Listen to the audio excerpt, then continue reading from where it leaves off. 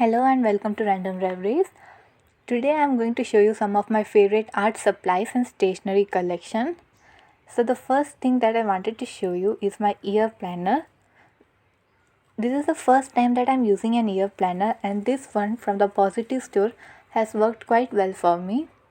I have got this Dare to Dream card with it. On the first page you can write your name, details and email and all. This ear planner is very good if you want to keep track of your daily routine, your goals, achievements, mindfulness, etc. You get boxes to note down all these things.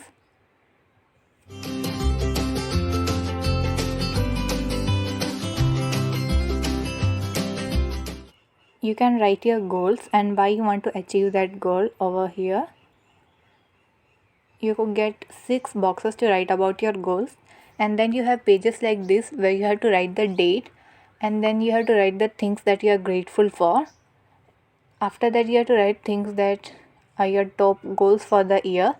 You can also write your tasks for the day, things to do and top priorities. Then you can write about people to whom you have been nice, your water consumption, exercise, mindfulness, etc. In the end, you also get a column to rate your day so that you know how productive and efficient your day has been.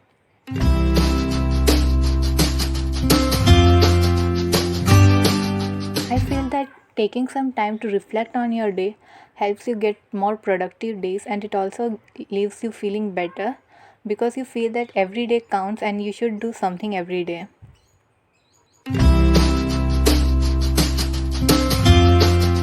So this is the planner that I use.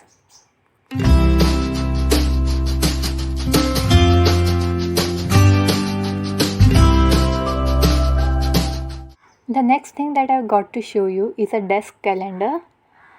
I have got this unending and personalized desk calendar. It's made of wood and it has a smooth finish, though it's a bit rough on the inner side. You get these holes to keep your cards and pen, and then you get these cubicle blocks on which you have to arrange the date, month and day. Thus you have to adjust the date daily. So it's a bit of a struggle to change the date daily, but I have been using it for quite some time and I love it, and it has worked quite well for me. I keep forgetting the date, so it's very good for me, and I keep it on my desk so that I can see the date whenever I want.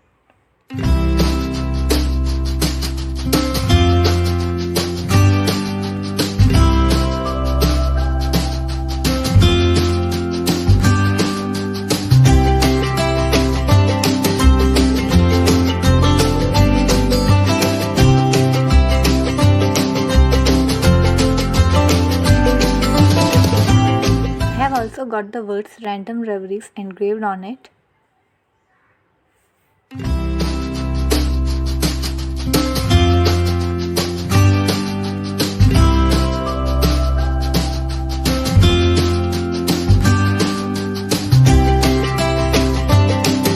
The next thing that I've got to show you is a memo pad gifted to me by my mother. This looks quite professional with a black leather-like cover. It's easy to carry as it does not take much space.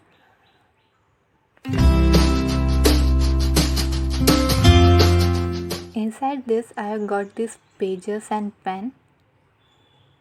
I got this pen and a place to keep that pen. And there are white sheets for you to write down anything you want to. And in case you run out of pages, you can also insert extra pages.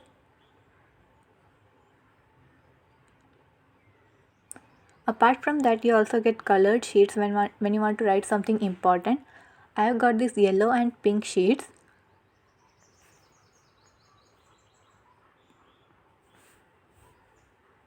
Another thing that I got is this sticky notes, but I have not used it so far.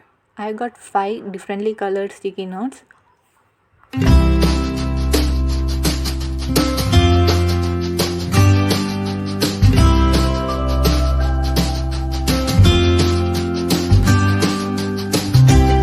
So this is my memo pad.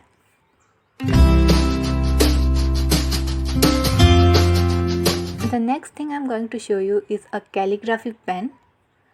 I have got this Zig calligraphy pen set, and it has 3 pens of 3 different sizes. The first one is 3.0, the second 2.0, and the next 1.0.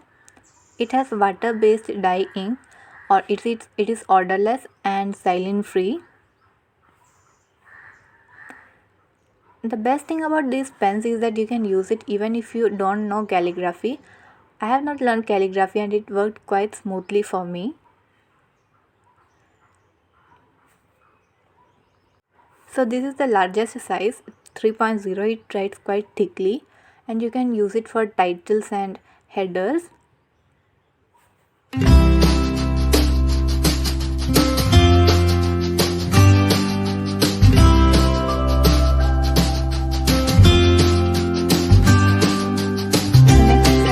Medium thickness, and you can use that for your projects and bullet journals and all.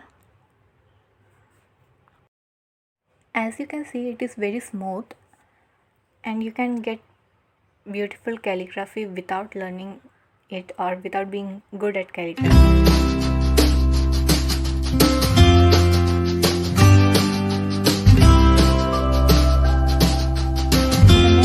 Got is also for calligraphy.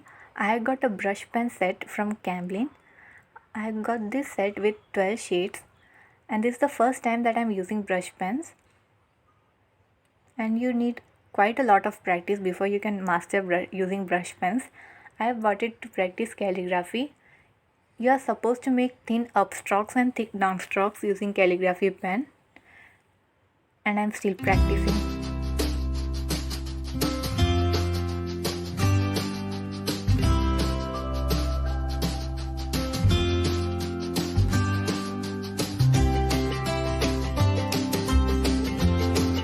As the name suggests, brush pens are pens with tips like brushes, pin brushes, and you can use them for calligraphy or your artworks. You might be able to notice that you can get different thickness and different types of strokes using your brush pen.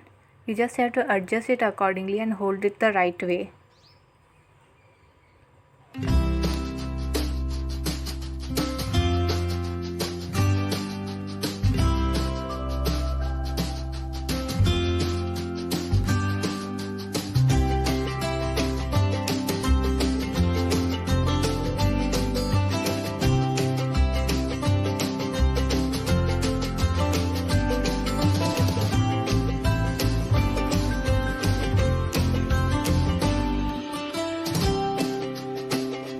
Practice, you can use brush pens for your creative sketchbooks or projects.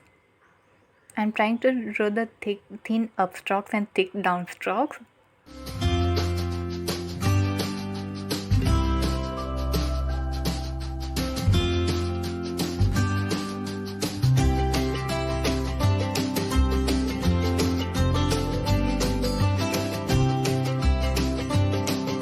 That's what I wanted to show you in this video.